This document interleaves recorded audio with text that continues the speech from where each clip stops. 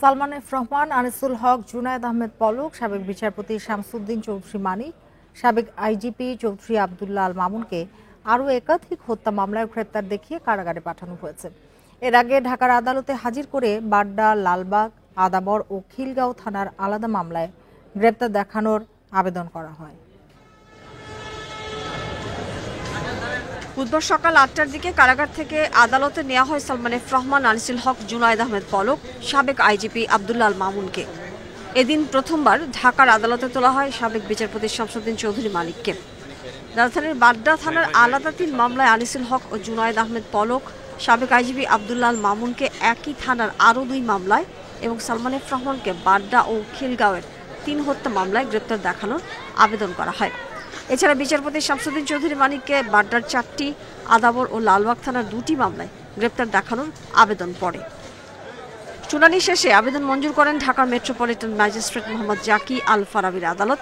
পুলিশের পক্ষ থেকে নতুন করে রিমান্ডের আবেদন না করায় তাদের আবার পাঠানো হয় কারাগারে। সালমান এফ রহমান সাহেবকে সোনেশ দেখানো হয় এবং দেখা যাচ্ছে যে বাড্ডা থানার একটা মামলা ৩/৮/২৪-এ আব্দুল্লাহ আল মামুন, সালমান এফ রহমান, আনিসুল হক এবং শামসুদ্দিন চৌধুরী মানিক ওনাকে সোনেশ দেখানো হয়। ৩০২/৩৪-এর মামলা এবং লালবাগ থানার মামলা নম্বর ৭/৮/২৪-এ ১৯ নম্বর আসামি শামসুদ্দিন চৌধুরী মানিক।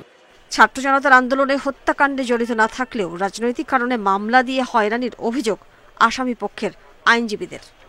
শামসুদ্দিন চৌধুরী মানিক অত্যন্ত আলোচিত ব্যক্তি, মিথ্যাভাবে এই মামলায় সম্পৃক্ত করা হয়েছে। এই মামলায় কোনো ক্রমেই উনি জড়িত না এবং এই মামলার ঘটনা সম্পর্কে উনি জানেনও না, এই মামলার ঘটনা সম্পর্কে কোনো অবগতও না।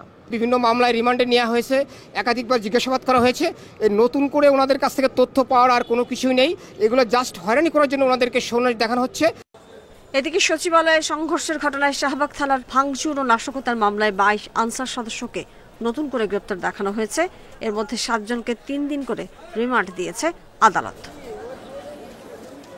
Mahmuda Moumita, independent news, Dhaka.